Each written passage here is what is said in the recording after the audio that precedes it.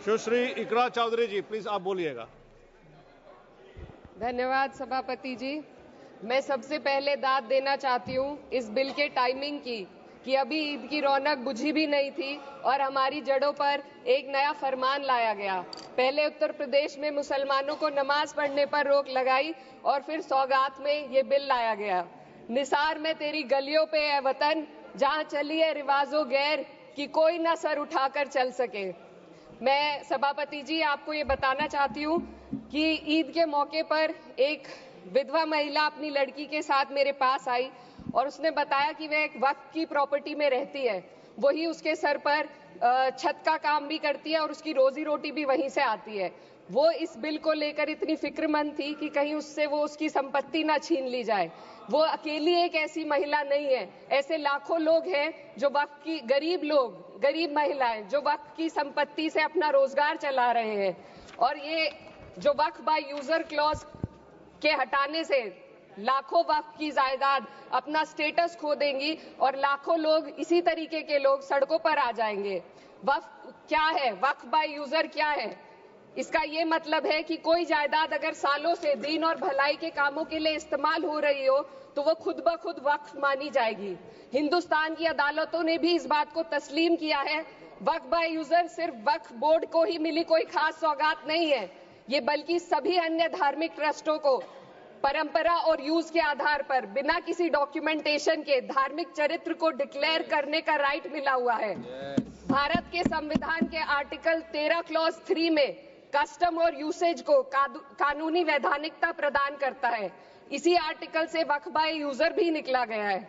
इस बिल के कानून बनने पर वक्फ बोर्ड तो इस प्रोविजन से हाथ धो बैठेगा, लेकिन अन्य धार्मिक ट्रस्टों को यह सुविधा जारी रहेगी।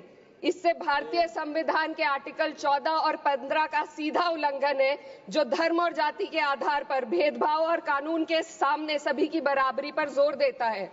मैं इसके साथ ये भी कहना चाहती हूँ कि सत्ता के लोग जो एक दूसरे की पीठ थपथपा रहे हैं कि वक्फ बाय यूजर का जो अमेंडमेंट इन्होंने दिया उसको एक्सेप्ट कर लिया गया है, लेकिन इनकी शरारत यह है कि उसके साथ ही एक ऐसा प्रोवाइजो इसमें शामिल किया गया जिसके आधार पर यह कहा गया है कि अगर कोई भी वक्फ की संपत्ति विवादित हो तो वो अपना वक्फ स्टेटस खो देगी। तो जो अमेंडमेंट इन्होंने दिया है, जिसको एक्सेप्ट कर लिया गया है, उसका कोई मतलब नहीं है।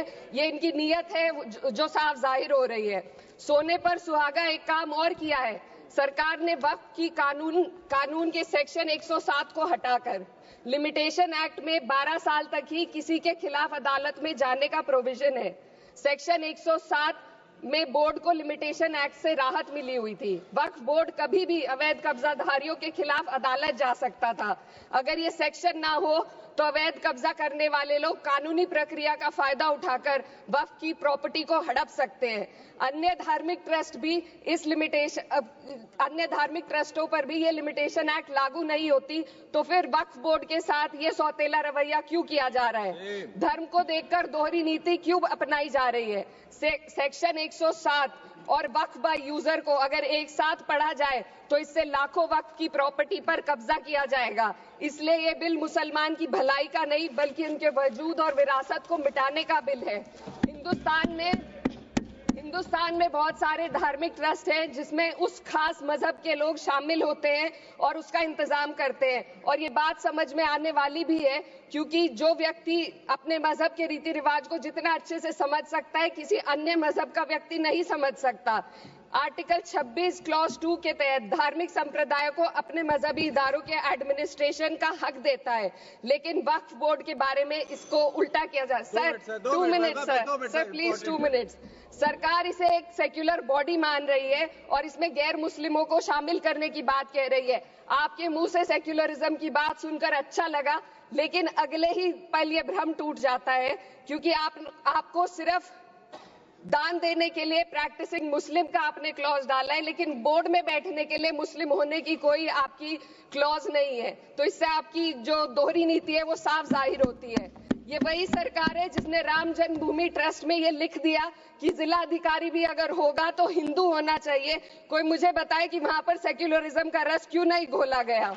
सर, आखिर में मैं अपनी बात को खत्म करने से पहले महिलाओं का मुद्दा बार बार उठाया जा रहा है। सरकार का कहना है कि बोर्ड में मुस्लिम महिलाओं को रिप्रेजेंटेशन देंगे। इस कानून से पहले भी मुस्लिम महिलाएं बोर्ड में मेंबर रह चुकी हैं और मिनिमम 2 का प्रोविजन था, उससे ज्यादा भी हो सकती थी। सर, मैं ये कहना चाहती हूँ कि सरकार ने महिलाओं के लिए ऐसा कौन सा नया काम किया जिसका ढिंडोरा सरकार का हर सदस्य पीट रहा है। इस बात की तायीद अगर आपकी तरफ से कोई मुस्लिम महिला करती तो हम उसका यकीन भी करते, लेकिन अफसोस आपकी इतनी लंबी कतार में एक भी मुस्लिम महिला नजर नहीं आती है। सर, मैं खुद एक मुस्लिम महिला हूँ, मैं सिर्फ एक सर मैं माइनॉरिटी महिला हूँ। इस सदन में हम सिर्फ 2 महिलाएं हैं और उस नाते से मैं ये बात कहना चाहती हूँ कि इस बिल के माध्यम से मुस्लिम महिलाओं को कुछ नहीं मिल रहा है। ये हमें कुछ नहीं देना चाहते, सिर्फ टोकनिज्म हमारे नाम पर बनाकर एक नैरेटिव मीडिया में चलाना चाहते हैं। तो ये बिल मुसलमान की भलाई का नहीं, उनकी पहचान को मिटाने का है। सर, अंत में मैं बस यही कहना चाहती हूँ कि कागजों की कैद में बस नाम रह जाएंगे, वो जो हमारे थे सिर्फ दावे में रह जाएंगे। इस बिल के द्वारा मीठी ईद के जायके को कड़वा करना, यही असली सौगाते मोदी था। बहुत बहुत